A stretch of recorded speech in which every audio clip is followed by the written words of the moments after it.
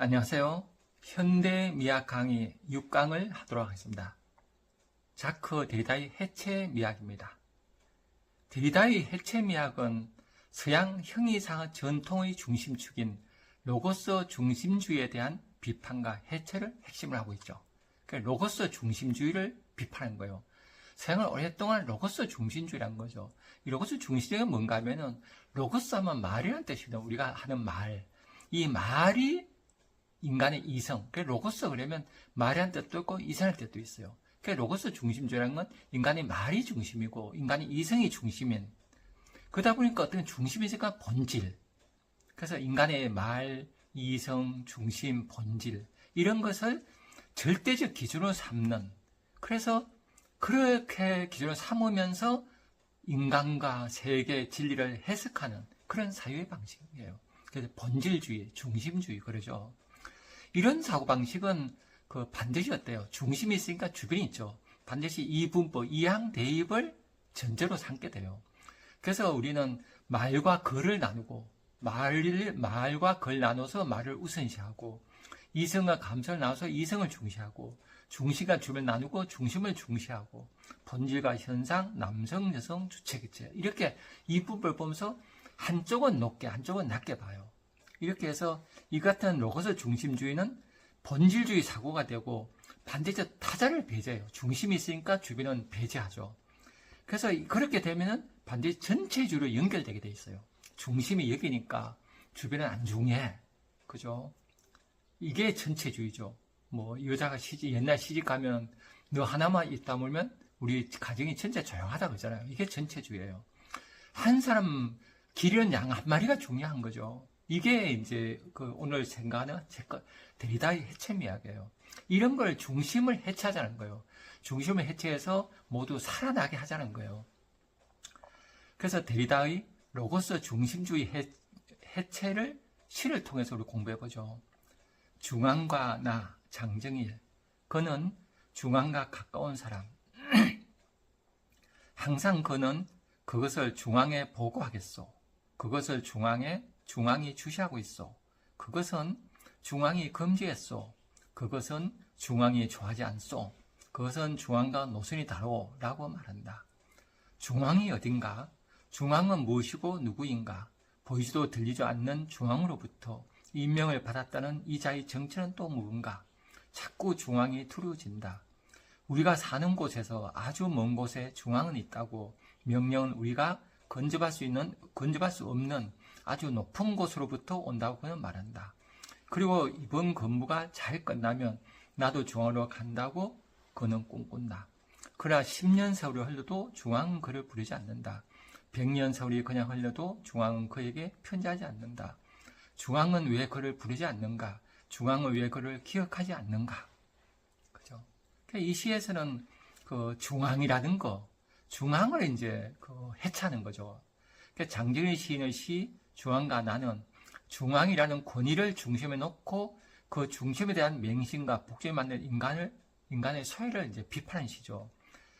여기서 중심의 실체를 질문하고 중심의 부재를 드러내면서 해방의 가능성을 열고 있는 거죠. 그러니까 이 데리다의 철학은 해체를 하는 거예요. 중심을 해체하고 그 중심이 진짜 실체냐 이런 질문을 하는 게 데리다의 해체 미학이에요. 그러면 이제 중심이 없는 걸 알게 되는 거죠. 알게 되면서 어때요? 인간이 해방될 가능성을 열어놓고 있는 거죠. 그래서 데리다는 해체를 하자는 거예요. 대안을 제시하기보다는 해체를 중시하는 거죠. 우리도 그렇죠. 대안을 자꾸 얘기하는 것보다 해체부터 먼저 해야 돼요. 먼저 해체시켜 놓고. 그래서 이 시에서도 중앙이 있다고 하는데 중앙은 어때요? 정말 우리 중앙이 있는 것 같지는 없잖아요. 옛날에 보면 중국의 황제를 천자라고 했잖아요. 하늘의 아들. 그게 중심이었죠. 근데 지금은 없잖아요.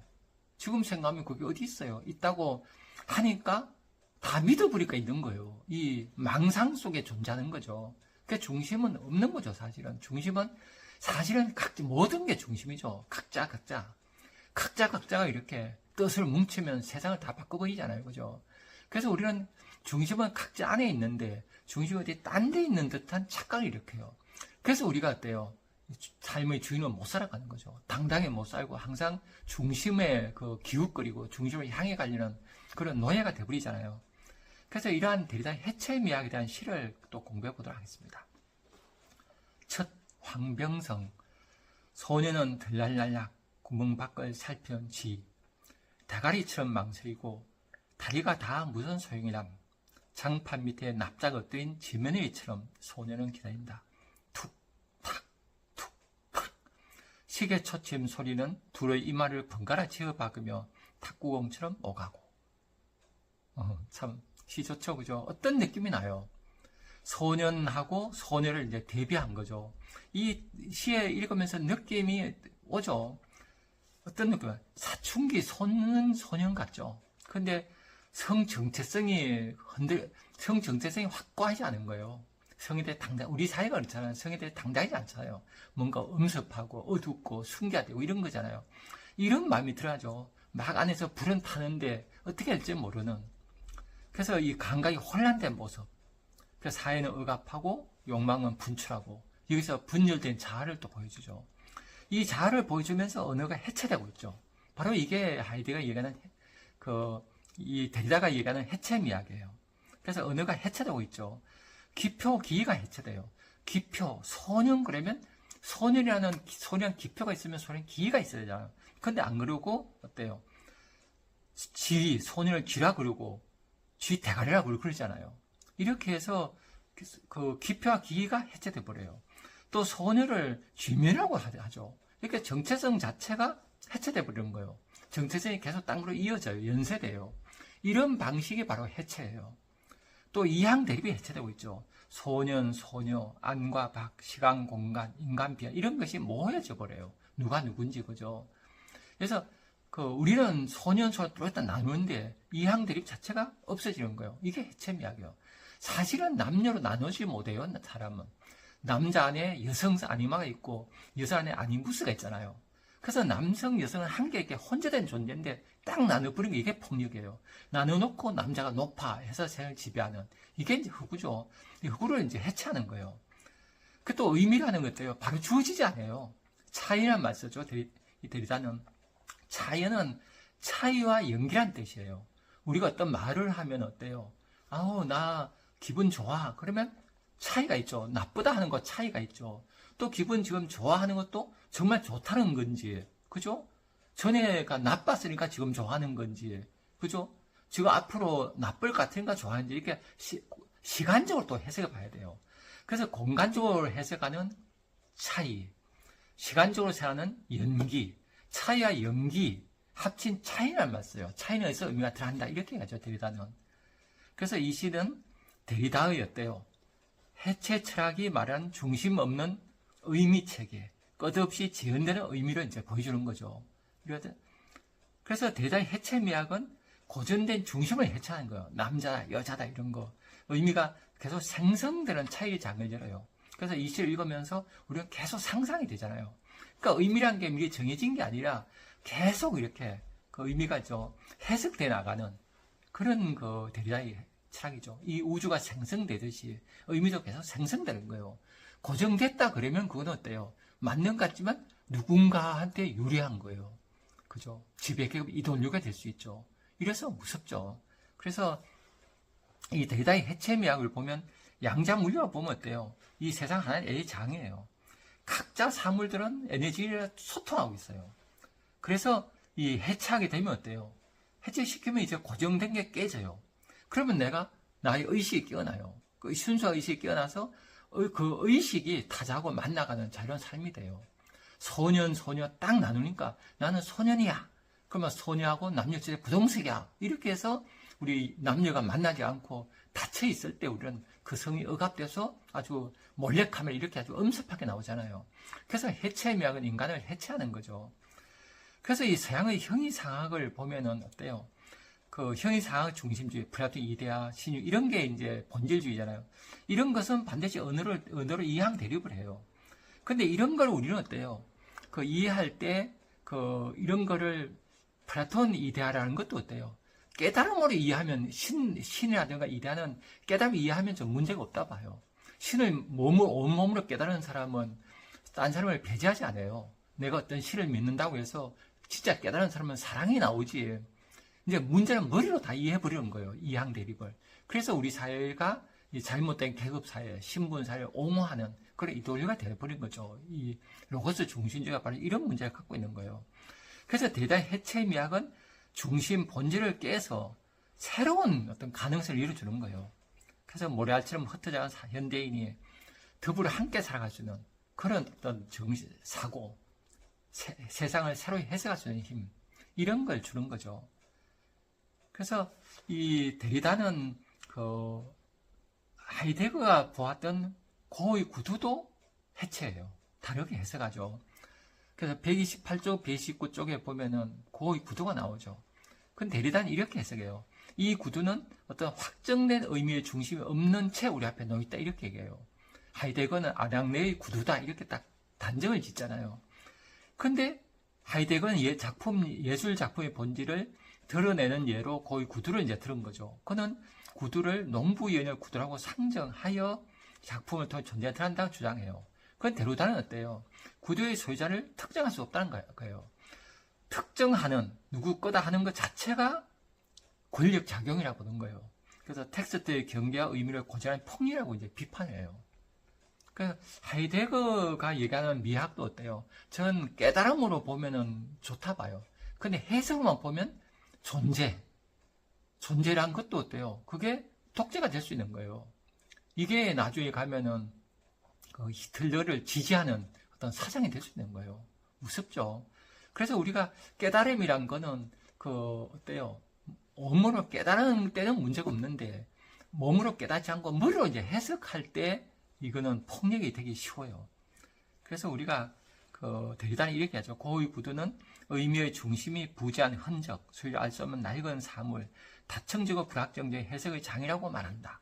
그러니까 고가 얘기하는 고 구두를 해석하는 것도 계속 해석이 열려야 된다는 거예요. 이렇게 딱 해석하고 존재를 드러낸다 하면은 안 된다고 보는 게 데리다죠. 저는 하이데도 맞고 데리다도 맞다 생각해요. 이걸 깨달음으로 내 몸의 해방으로 가면 다 수용할 수 있죠. 근데 머리로 하면 다 분주되어 되고있죠. 데리다 해체미학도 머리로만 깨달으면 또 다른 구속이 되죠. 해체시켜 놓으면 뭐가 돼요? 없어지죠. 그러면 나의 욕망밖에 남는 게 없지 않겠어요? 그래서 120쪽에 장 디비페의 권력 의지란 그림이 있죠. 아주 단순하면서도 우스꽝스러운 그런 그림이죠.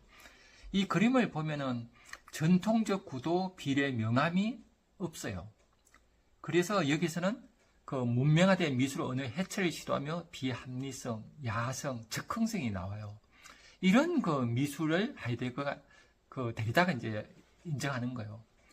그래서 권력의 의지처럼 인간 안에 있는 야성의 힘, 어떤 원초적인 힘, 이런 게 드러나는 그림이죠. 이런 거를 그릴 때 우리는 어때요? 어떤 인간의 권력의 의지 있는 거를 제대로 보게 되죠. 이렇게 해서 권력을 무너뜨릴 수 있는 우리 안에 중심의 힘이 올라오지 않겠어요. 그래서 중심이 해체된 이런 미술이 데리다가 얘기하는 해체미학이죠. 해체미학으로 보는 시를 또 한편 공부해 보도록 하죠. 얼굴 이수명. 계속 물만 마셨다. 컵 속에 얼굴을 떨어뜨렸다. 컵 속에서 얼굴은 눈, 코, 입이 지워졌다. 소리도 빛깔도 냄새도 지워졌다. 나는 컵을 내려놓았다. 검은 우산을 쓴 무리들이 일제히 창밖을 지나갔다. 우산에 가려 그들의 얼굴은 보이지 않았다. 시죠. 좋은 시죠. 이런 시를 보면 이 시는 어때요? 바로 데리다가 얘기하는 해체미학에 맞는 시죠. 첫째, 얼굴이란 건 어때요? 얼굴은 우리의 정체성을 드러내는 거잖아요. 얼굴만 탁 보면은. 그래서 회사에서 사람 뽑을 때 얼굴 사진 붙이면 알잖아요. 사진 못 붙이게 하는 데가 있잖아요. 그죠?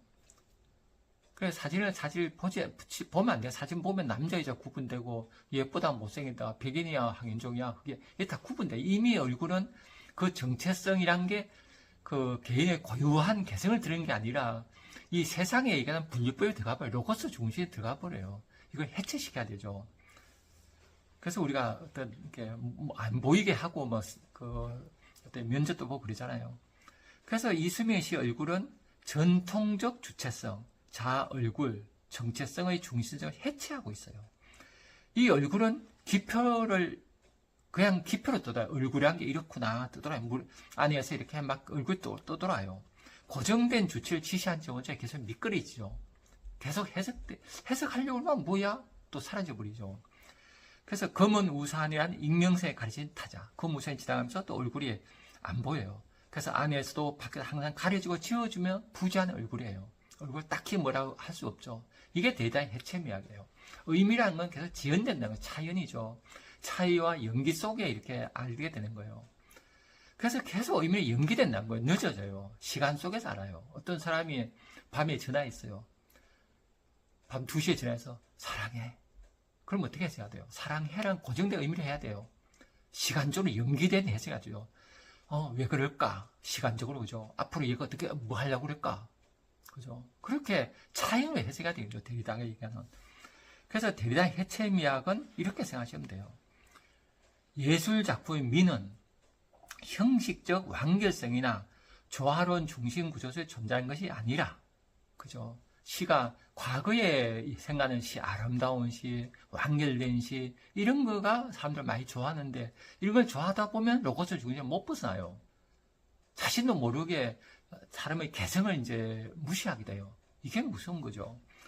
그래서 차이라든가 흔들림, 지연, 부재 속에서 지속적으로 생성되고 해체하는 과정 속에 들어간다. 의미는. 그래서 대다가 생각하는 미술도 이런 미술이고 시도 여기 나온 이수명 시 같은 이런 시예요. 황병선 시인 같은 시, 해체 시. 이런 시대 인간을 해방한다 보는 거예요. 그죠? 그래서 우리가 기존에 갖고 있는 시, 저는 그 시를 항상 이렇게 유튜브 만들 시와 함께 하고 책을 쓸 때도 시시한 시로 보는 해서 함께 하거든요. 그 이유는 시적으로 세상을 바라볼 때 우리는 어때요? 해체가 돼요. 그죠? 한 가지를 보고 한 가지로 보는 게 이제 보통 산문제 언어인데 시는 나만이 보는 언어예요. 그래서 나만의 개성이 살아나게 돼요. 그래서 다 중심이 돼요. 중심이 해체되고 모두가 중심이 되는 게 시예요. 그래서 우리가 이 대자 해체 미학은 내가 정말 인간답게 멋있게 인간 해방, 아주 멋진 삶을 살기 위해서 꼭 필요한 공부죠. 대자 해체 미학을 항상 가슴에 품고 우리가 멋지게 살아갑시다. 감사합니다.